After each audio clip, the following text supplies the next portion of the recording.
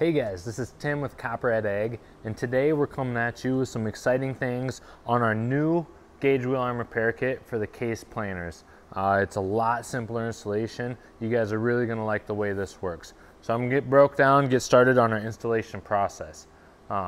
First thing is if your arm has a dust drain on the bottom of the arm, we're going to need to fill that in with JB Weld, and I'll show you that here right now. So here on the gauge wheel arm, there's a dust drain at the bottom of that, and because this new kit is going to make this kit greasable, we need to fill that in. You can either weld it with a stick weld or wire weld or whatever you have, or you can put an epoxy two-part. I'm going to use some JB Weld, just original, and get that stuck in there so that we're not going to be losing grease out the bottom.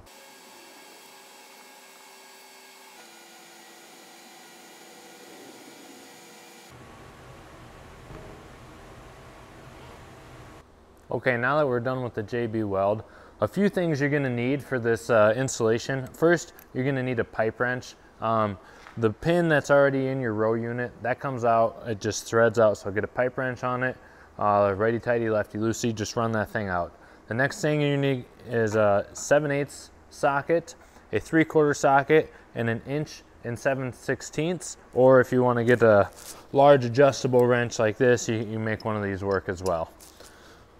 But the first thing we're going to do is we're going to put red Loctite on our threads here. I'm not going to do it now because this is our show stand, but red Loctite on the threads, and this just threads right in. And this is where the 7/8 inch socket comes in handy. And you're just going to turn this in. Torque specs on this, it's now different. This is a solid one-piece pin, so you can just run this in tight and get it tight. There's not a real high torque spec or anything like that you have to hit. Just make sure you're getting it tight. After you get this good and tight, the next thing that you're going to need is your shim washers here, and that's going to give you your spacing between your gauge wheel rubber and your disc opener. With these case ones, it doesn't take a whole lot of shimming, and sometimes if it's not close enough, you might have to shim your gauge wheel actually closer in from your arm. So I'm going to start, normally on the case kits it's 1, 2, or sometimes 3. I usually like to make sure I can at least get 1 in there. That helps prevent this wear point between your row unit and the gauge wheel, and it also helps to hold that grease in a little better. The next step here is after your JB Weld is all hardened, if you have the dust drain. If not, you don't have to worry about it, but after it's all good to go, you can now put your gauge wheel arm back onto this new pivot pin. Just again, making sure we're checking our spacing here and sliding it on. So now for me, I have just a slight squeak between my gauge wheel rubber and this disc opener, so I'm pretty happy with that clearance. After we get our arm on there, the next part's going to be our adjusting assembly. Our adjusting assembly has a grease zerk on the outside, and it's hollowed on the inside, as well as our pivot pin is hollowed on the inside. This is what allows us to make this joint greasable and get grease to the inside of this arm. So what we're going to do is we're going to take it and face this upward like this. The first thing that goes on is this concave washer. The concave washer gives us spring tension, so as we tighten this, we're able to pinch from the sides. The next thing is going to be our key lock washer. Our key lock washer fits right into the grooves that are milled into our adjusting assembly. Then we take the remaining shim washers and we put them all on the outside of this. Good note is what we want to do is make sure that when this adjustment assembly is bottomed out, it's bottomed out on the pin itself. So make sure that the washers aren't impinging on that. That way we can adjust it, make sure that this is locked, and get that adjustment the way we need it.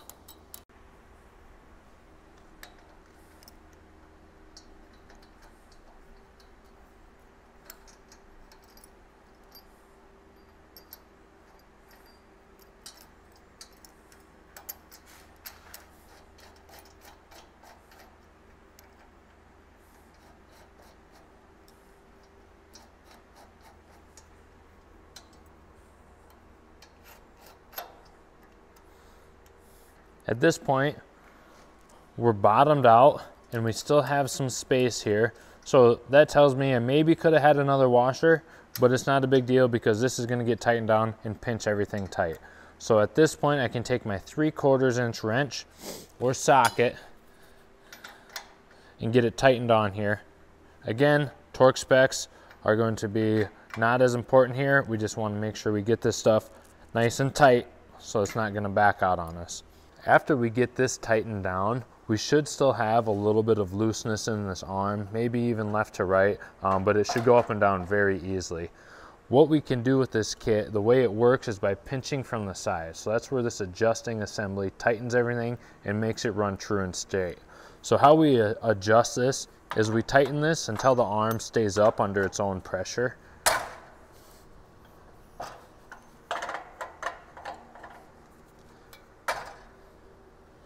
And then once it stays, we just back this big nut off until that arm falls under its own pressure as well. So slowly until the arm slides, and then that's right where we like to have it adjusted. So this arm will now move up and down on its own, but now has no slop in it at all. Here's another quick note. If you have no washers on the inside and you still can't get this wheel to touch the disc opener, right here are the shim washers between the wheel and the arm, and you can always increase the number of those until you can get at least one washer up in the joint. And up here in the joint, we need that one washer because again, we made this greasable and we want the grease to stay in that arm. So this is another option where we can get our adjustments on our distance between our gauge.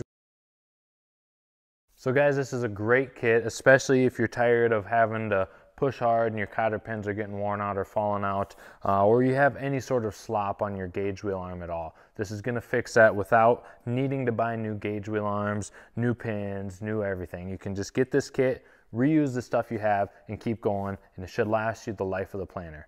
If you've seen our kits in the past, you know that this kit is a little different. The installation process is a lot easier. That's part of what we're doing here at Copperhead Ag. We're always trying to improve upon what we've already done and really give you guys the easiest and best experience. So if you have any questions, feel free to call us. You can go online to copperheadag.com, or you can call us at 605-528-3333. That goes straight to the sales office, and it'll go to any one of the four of us here in the office. Again, thanks for watching. If you want to see more stuff that we have coming out for you guys, please click the subscribe button, and please like the videos. It really helps me to be able to get the resources to come back with you guys and give you this content that really helps. Thanks, guys.